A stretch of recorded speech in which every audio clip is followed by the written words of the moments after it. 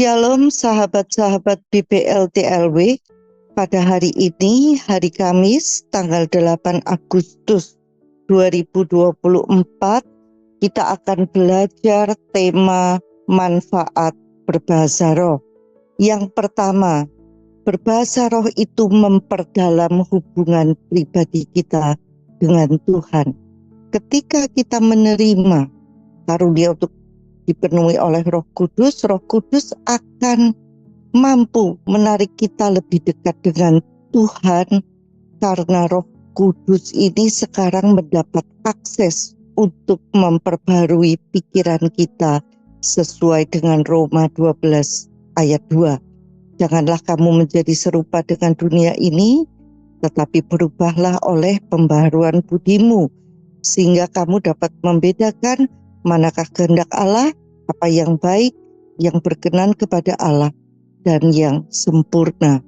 Sebagai hasilnya, kita sekarang lebih dekat dengan Tuhan, karena akses kepadanya dibuat oleh, di dalam, dan melalui Roh Kudus. Ketika kita dipenuhi oleh Roh Kudus, kita berdoa dalam Roh. Yang kedua, maka kita akan merasakan rasa lapar akan firman Tuhan. Karena sekarang kita lebih dekat dengan Tuhan, sebagai hasilnya, maka hal pertama yang kita rasakan adalah Roh Kudus ingin menambah basis pengetahuan kita tentang Tuhan. Ketika kita membangun hubungan pribadi yang intim dengan seseorang, hal pertama yang ingin kita lakukan adalah mencari tahu semua yang bisa kita ketahui tentang mereka. Demikian juga ketika kita dekat dengan Tuhan. Alkitab adalah satu-satunya sumber yang benar dan akurat yang kita miliki di sini, yang akan mengajar kita tentang Tuhan, Yesus, Roh Kudus, dan semua jalan-jalannya. Jadi hal pertama yang Roh Kudus ingin lakukan adalah menarik kita ke dalam Alkitab, sehingga kita mulai rindu belajar lebih banyak tentang Tuhan dan semua jalan-jalannya yang luar biasa. Dia benar-benar akan menaruh keinginan dan rasa lapar yang besar di dalam diri kita untuk rindu mempelajari firman. Yang ketiga, ketika kita dipenuhi Roh Kudus, kita berdoa dalam Roh, kita akan memahami firman Tuhan. Roh Kudus tidak hanya akan memberi keinginan dan rasa lapar yang besar akan firman Tuhan, tetapi dia juga akan membantu kita memahami apa yang kita baca dari Alkitab, sehingga kita dapat mulai menerapkan beberapa kebenaran luar biasa dalam kehidupan pribadi kita.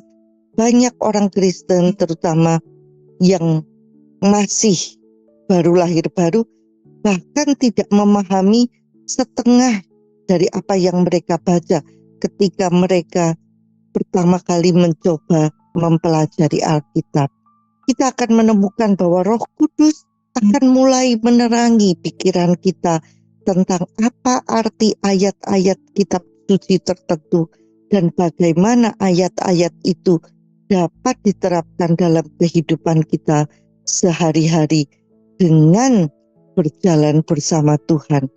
Inilah pewahyuan dan pemahaman supernatural langsung yang akan datang karena kita memiliki hubungan pribadi dengan Roh Kudus.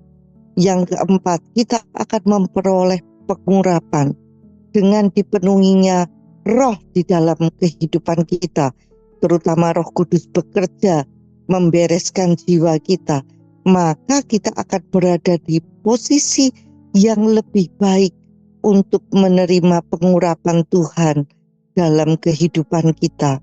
Apa arti pengurapan? Pengurapan adalah kuasa Roh Kudus yang bekerja melalui kita untuk menyelesaikan apapun yang Tuhan ingin kita lakukan baginya. itu menjadi kuasa supernatural Tuhan yang mengalir melalui kita, bukan kuasa kita sendiri. Kuasa kita terbatas, tetapi kuasa Tuhan tidak terbatas. Kita akan memiliki pengurapan dan kuasa Tuhan agar dapat menjadi yang terbaik di dalam apapun yang Dia panggil, supaya kita kerjakan baginya dalam kehidupan kita. Jika Tuhan memanggil kita menjadi pebisnis misalnya, maka kita akan memiliki kuasa supernaturalnya yang bekerja melalui kita, sehingga kita dapat menjadi pebisnis yang hebat, bukan hanya pebisnis biasa.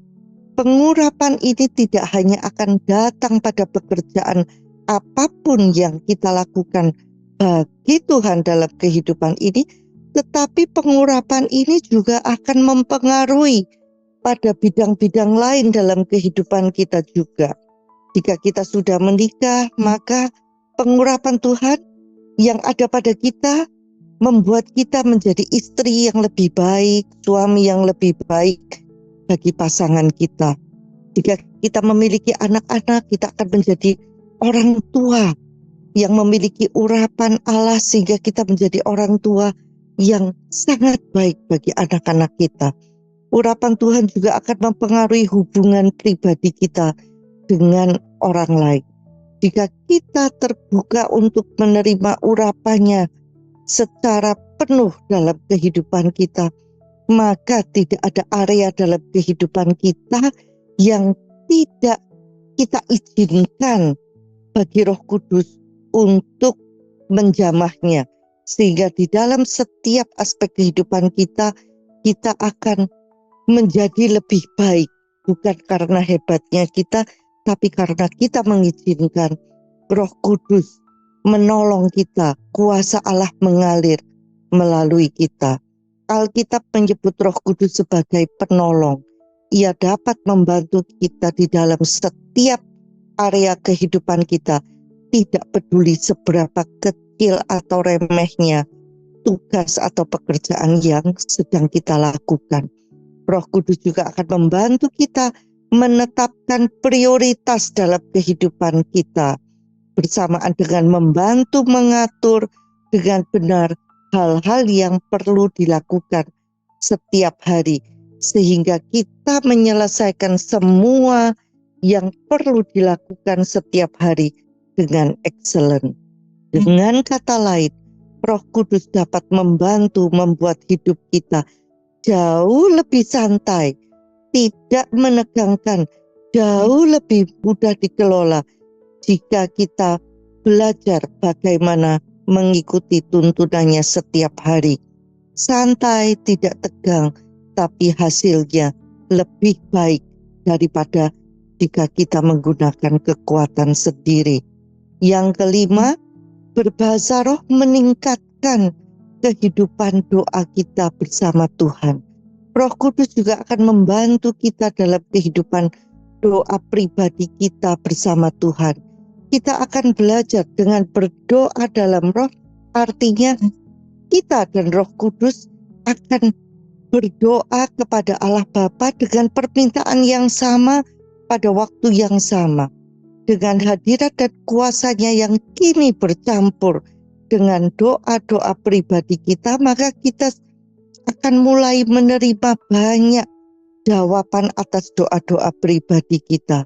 Kita juga akan mulai merasakan hubungan yang jauh lebih kuat dengan Allah Bapa saat kita berdoa di dalam roh. Roh Kudus akan membantu, membimbing doa-doa kita, sehingga doa-doa yang kita tidak tahu bagaimana menyampaikannya kepada Bapa, oleh Roh Kudus sendiri yang membantu menyampaikannya dengan tepat permohonan kita kepada Allah Bapa. Lalu Roh Kudus akan menerima jawaban dari Allah Bapa dan mendownload jawaban doa dari Allah Bapa untuk kita, sehingga kita dapat memahami strategi doa maupun strategi bisnis yang dapat kita lakukan supaya doa-doa kita terjawab. kita dapat bekerja sama dengan sangat baik dengan Tuhan. Ada bagian Tuhan dan ada bagian kita yang harus kita lakukan agar doa terjawab. Yang keenam, Roh Kudus akan mulai mengajarkan banyak hal kepada kita. Alkitab memberitahu bahwa Roh Kudus akan mengajarkan kita segala sesuatu dan menuntun kita ke dalam seluruh kebenaran. Roh Kudus telah ditetapkan oleh Allah Bapa untuk menjadi guru dan pembimbing kita dalam hidup ini. Dia akan membantu mengajar dan membimbing kita di dalam setiap aspek kehidupan kita jika kita terbuka untuk menerima bantuan langsung semacam ini darinya. Alkitab juga memberitahu kita bahwa mereka yang dipimpin oleh Roh Kudus adalah anak-anak Allah yang sejati. Inilah kehidupan yang dipimpin oleh Roh. Roh Kudus akan mengajar kita cara dipimpin olehnya sehingga kita dapat mencapai tujuan yang Tuhan inginkan, yang Tuhan rancangkan bagi kehidupan kita dengan hasil yang sangat baik. Yang ketujuh, berdoa dalam Roh memperbaharui pikiran kita. Alkitab memberitahu kita bahwa kita diubahkan oleh pembaharuan budi kita, pembaharuan pikiran kita.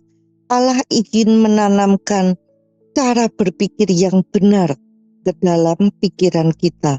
Alkitab memberi kita semua informasi yang kita perlukan agar pembaharuan jenis ini dapat terjadi. Namun Roh Kudus adalah pribadi yang benar-benar akan membantu kita dalam menggabungkan semua yang kita baca dalam Alkitab.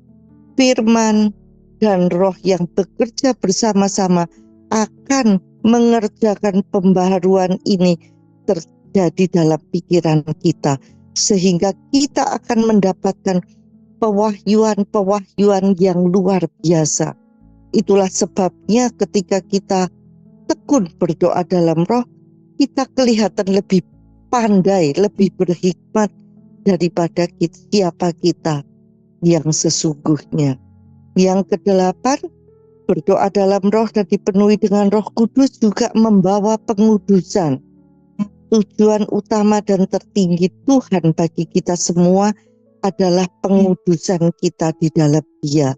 Tuhan ingin membentuk, menata, dan mengubah kita menjadi orang yang lebih baik dan lebih kudus. Dia ingin mengubah kita semua menjadi gambaran nyata dari putranya Yesus Kristus. Sekali lagi, ini semua dilakukan melalui penggabungan firman dan Roh secara bersamaan. Kita membaca di Alkitab, Tuhan menunjukkan Dia ingin kita menjadi seperti apa.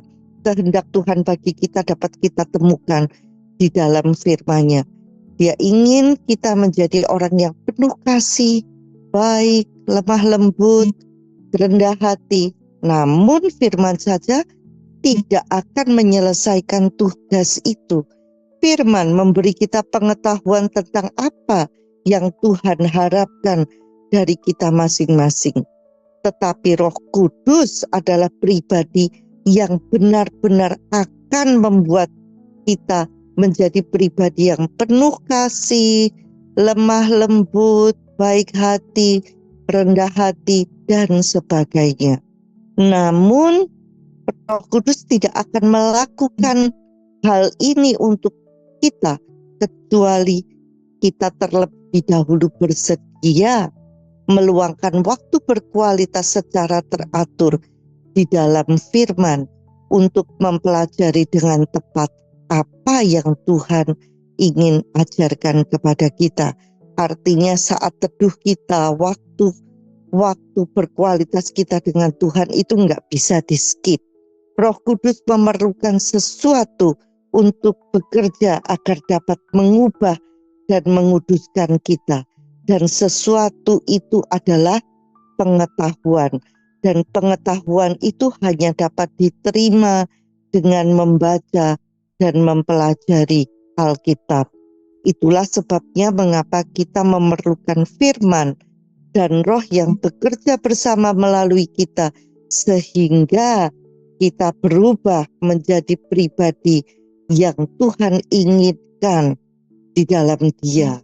Yang kesembilan, berdoa dalam Roh dan dipenuhi dengan Roh Kudus akan memberikan 9 buah roh.